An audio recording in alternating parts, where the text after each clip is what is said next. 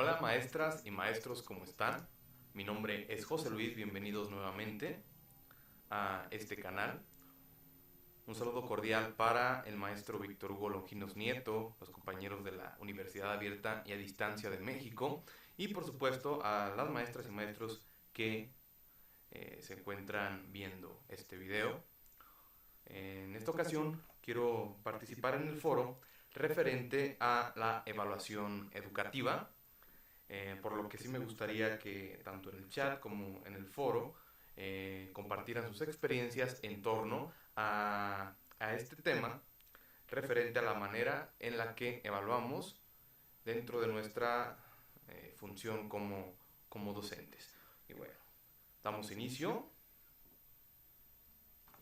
La planeación educativa, pues la podemos nosotros concebir primero de una manera coloquial, es decir, que normalmente nosotros consideramos que evaluar tiene que ver con medir, estimar, calificar o asignar un valor, ¿sí?, a algo o a alguien. Normalmente ese valor lo damos ya sea de manera cuantitativa, es decir, asignando un número, una calificación o una cualidad. ¿Sí? Normalmente ese sería el concepto más general que tenemos de la evaluación. Revisando algunos autores, tenemos que también se puede considerar un proceso de sistematización en donde se realiza de forma continua una revisión de la realidad que hay en una institución educativa, por ejemplo, en el terreno de la educación, para poder llevar a cabo una toma de decisiones al inicio, durante y al finalizar una intervención educativa, en cualquiera que sean sus ámbitos. Asimismo, otros autores llegan a coincidir en que la evaluación dentro del terreno educativo es un indicador con el que se va a determinar la efectividad de la enseñanza, del aprendizaje, el desempeño de los alumnos, de los mismos docentes, de los recursos e incluso de la propia institución educativa. Y con esto también realizar una reflexión para mejorar precisamente el desempeño y estos resultados obtenidos. ¿Okay? Con esto yo podría concluir que entonces la evaluación dentro del ámbito de la educación es un amplio proceso con el que se va a valorar el desempeño de una institución educativa, ya sea en cuanto a nivel escuela, a nivel grupo o a nivel curricular, etcétera, ¿sí? Es un proceso de valoración que va a consistir en recolectar datos, tanto cuantitativos, numéricos o estadísticos, como cualitativos y descriptivos, respecto al diagnóstico, el seguimiento, el análisis y la reflexión de la propia práctica educativa. ¿Con qué intención? Con la intención de determinar los resultados, los alcances, las limitaciones de la realidad, tanto en la enseñanza, el aprendizaje, el servicio educativo y todos los ámbitos que esto conlleva. ¿De acuerdo? Entonces es determinar resultados, en dónde estamos y hacia dónde nos dirigimos para, de esta manera, orientar a una mejora constante de nuestro servicio educativo. Esta sería la intención y la definición de evaluación dentro de la educación. ¿De acuerdo? Bueno, recuerdo por allí a un autor desde hace años que me ha gustado mucho, que es Miguel Ángel Santos Guerra. Él es un analista español en este terreno, sobre todo de la evaluación, que llega a comentar que para él existen dentro de la educación tradicional ciertas patologías o enfermedades o errores que cometemos dentro de nuestro quehacer educativo al momento de la evaluación. ¿Sí? ¿En qué consisten estas patologías? Bueno, pues en general dice que, o es una crítica hacia todas las personas involucradas en la educación, que vemos a la educación de esta manera, que nada más se evalúa al alumno, solamente evaluamos resultados, Solamente nos centramos en los conocimientos, en lo que es observable por el docente, solamente a personas, nunca nos cuestionamos, a ver, qué evaluación hay referente a ciertos recursos, las circunstancias, los materiales con los que estaban a disposición de los estudiantes, ¿sí? Nada más nos centramos en las personas, en los alumnos, por ejemplo. Lo hacemos de forma descontextualizada, solamente de forma cuantitativa, es decir, nada más asignamos el 8, el 9, el 10, el 7, con instrumentos que no son adecuados a los enfoques de las asignaturas, de las actividades que se realizaron, sin coherencia con el proceso de aprendizaje, ¿sí?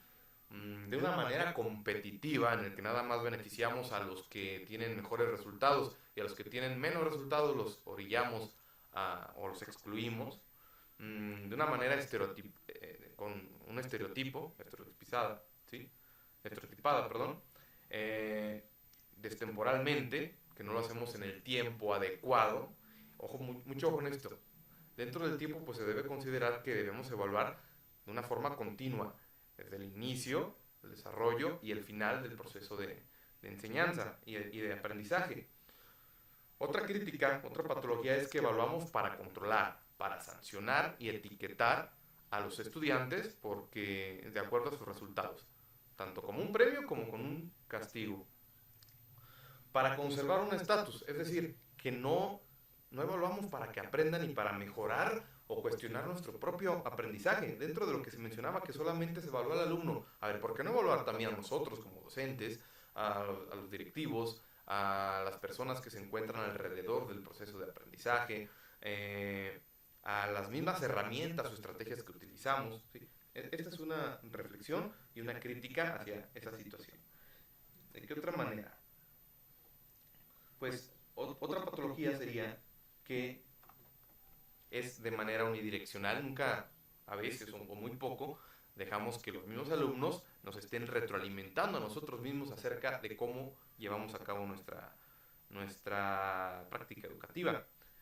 Finalmente, que a veces es de manera interna, que no dejamos que otras personas se involucren en el sentido de la educación. Y finalmente, muy importante, que no realizamos una autoevaluación que nos permita realmente darnos cuenta de una forma intrapersonal, una introspectiva, de cómo es que fuimos realizando nuestras actividades, si fue la correcta o no, o la incorrecta, ni realizamos una metaevaluación en conjunto de todas las personas involucradas. Referente a estas patologías, pues entonces se pretende concebir a la evaluación de otra manera. ¿Qué principio debemos seguir para una buena evaluación? Pues la evaluación debe ser útil, factible y acorde al contexto en el que estamos evaluando, ética, sin caer en cosas arbitrarias, y debe de ser precisa y específica, ¿sí? Que realmente se estén evaluando ciertos criterios que permitan después, dice, llevar un proceso de diálogo, de acuerdo con varios autores, comprensión y mejora. No olvidemos que la evaluación debe de ser para mejorar. Por lo tanto, deben seguirse algunos principios, que es la integralidad. Esto quiere decir que debemos de considerar todo lo más que podamos, todos los aspectos que podamos, tanto lo cuantitativo, lo cualitativo, lo sumativo, lo formativo, el diagnóstico, el desempeño, los resultados finales del aprendizaje, que evaluamos personas, recursos, procesos, estrategias, y debe de ser integral. Mientras mejor consideremos más elementos, podremos realizando una buena evaluación. Debe de ser continua en cualquier momento, ¿sí? Para poder ir reintegrando de acuerdo a incluso con la misma planeación que llevamos a cabo, y debe de ser educable. Este principio es que es siempre para la formación del ser humano, la preparación académica y humana del alumno. Esto nos llevaría a la siguiente pregunta. ¿Cuál sería la diferencia, ya que deseamos llevar a cabo una evaluación, cuál sería la diferencia, a veces hay mucha confusión, entre una técnica y un instrumento de evaluación? Bueno, pues para poder realizar una buena evaluación debemos de tener una adecuada estrategia evaluativa. Las estrategias se conforman por los métodos, las técnicas y los instrumentos. Entendemos los métodos y las técnicas como los diferentes procedimientos metodológicos, ¿sí?, que vamos a realizar de una manera sistemática para evaluar, ¿sí? En pocas palabras, actividades de evaluación, acciones, verbos de evaluación. Por ejemplo, la observación, el portafolio de evidencias, el análisis del desempeño de los alumnos, los docentes, los inventarios de los recursos que tenemos, la estimación de resultados, una estadística descriptiva, pruebas estandarizadas, entre otras, ¿sí? Bueno, eso sería técnica. ¿Qué sería un instrumento de evaluación? En primer lugar, los instrumentos ya no serían acciones ni actividades, sino los recursos físicos, los formatos, las herramientas con las que vamos a llevar a cabo la técnica antes empleada. ¿De acuerdo? Tanto a docentes como a alumnos, para poder tener información específica de lo que deseamos evaluar. Estos recursos o instrumentos, ¿sí?, estos formatos que vamos a diseñar, deben de ser algunos ejemplos: los formularios, la lista de registro, cuestionarios, rúbricas, productos de clase, organizadores gráficos, cuadernos, videos, exámenes orales, audios, ¿sí? Es decir, los instrumentos es con qué voy a evaluar, mientras que la técnica es qué actividades voy a hacer, ¿sí? Esa es la diferencia entre la técnica y el instrumento. ¿De acuerdo?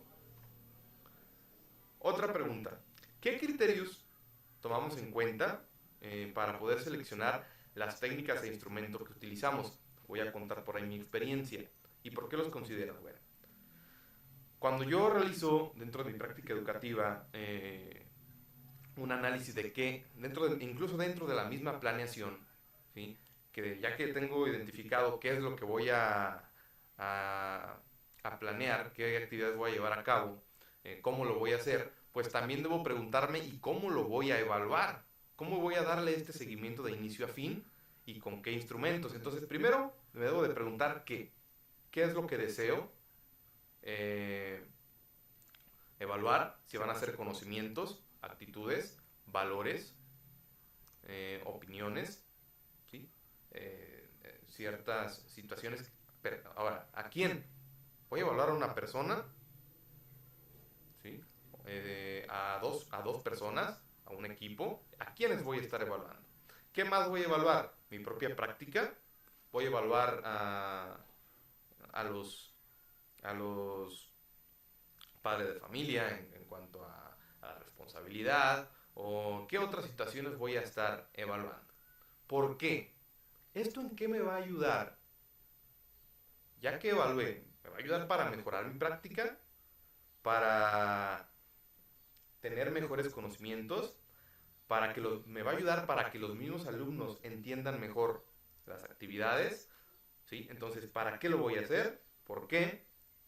Y ya que yo tenga identificadas estas preguntas, yo podré darme cuenta realmente si con esto voy a obtener una mejora de mi práctica educativa, ¿sí? Una vez que tengamos o que entendamos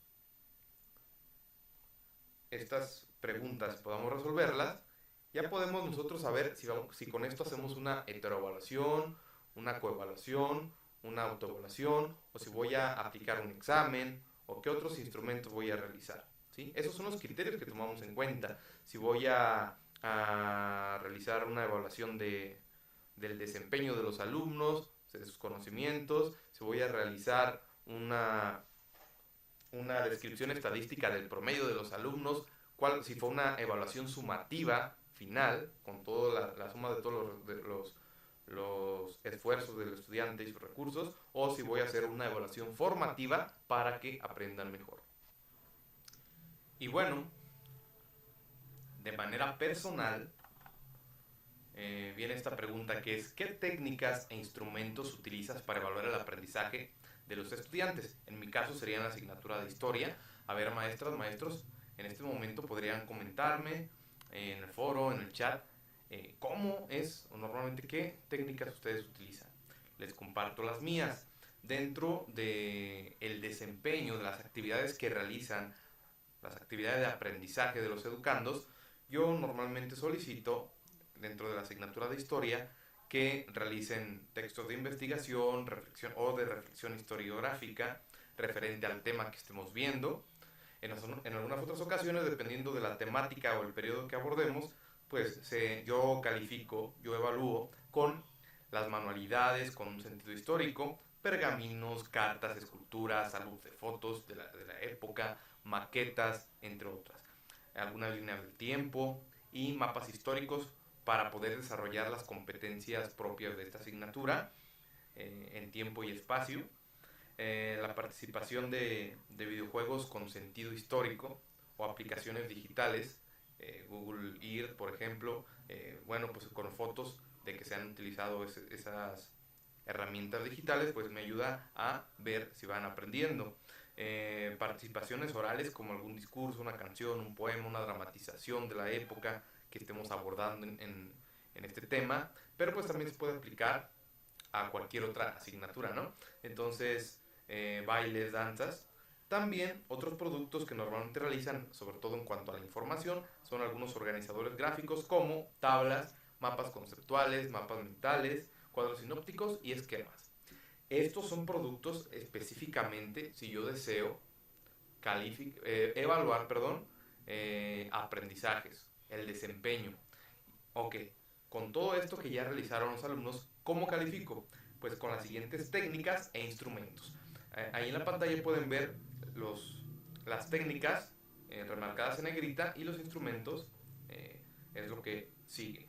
¿Sí? Así, por ejemplo, la técnica de observación, pues de repente voy registrando datos que me sirvan a mí para ir evaluando el transcurso y el desempeño de mi práctica. Una encuesta, ¿qué instrumento utilizo? Los cuestionarios en línea, como lo es Google Forms, los formularios, portafolios de evidencias, tanto digital como en físico. Ahora con lo de la educación a distancia, pues hay esa opción de que envíen fotografías y videos, ya sea mediante correo electrónico, WhatsApp o cualquier otra aplicación de mensajería. El análisis del desempeño, para eso llego a utilizar rúbricas donde estipulo ciertos criterios para asignar puntuación y una cualidad según el trabajo y según los criterios de las actividades que me van entregando. Por ejemplo, el mapa histórico, a veces lo voy calificando con una rúbrica con ciertos criterios. O una lista de cotejo, un registro de actividades, lista de calificaciones, boletas. Y todo eso me ayuda a analizar el desempeño de los estudiantes. Ahora, también, si yo quiero calificar, evaluar o medir ciertos conocimientos, pues también utilizo pruebas estandarizadas, tanto para conocimientos como habilidades. Me ayudo también de algunos quizzes, como la aplicación de Kahoot, donde pueden interactuar los niños y reforzar sus conocimientos. Si quiero calificar actitudes, también empleo la autoevaluación, donde los propios alumnos me dicen cómo fue su desempeño. La coevaluación con algún compañero, la retroalimentación o retroalimentación que yo doy, que voy dando referente a la actividad que van realizando, ¿sí? O utilizo algunos formularios o gráficos, ya sea de otro concepto que yo desee evaluar. Ya si me quiero ir más cuantitativo, pues la estadística descriptiva, revisando tablas de frecuencia, promedios, la moda o las incidencias en ciertas situaciones. Así como también evalúo mi propia práctica mediante los resultados de los estudiantes, así como los recursos que llegué a utilizar para así replantearme mi próxima planeación.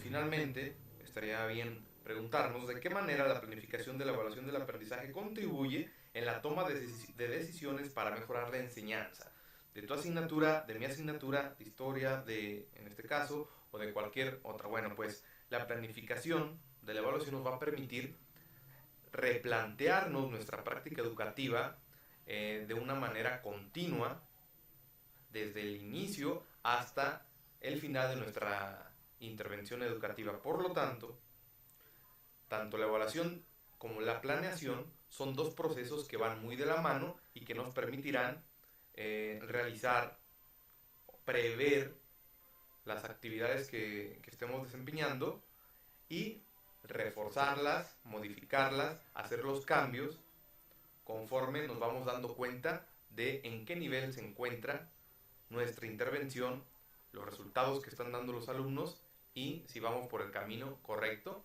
o de lo contrario replantearnos. Y bueno, maestras, maestros, esta es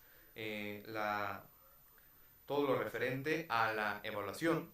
Ojalá que haya quedado claro y sirva como reflexión para poder aplicar algunos instrumentos, algunas técnicas que sean de utilidad para su práctica educativa.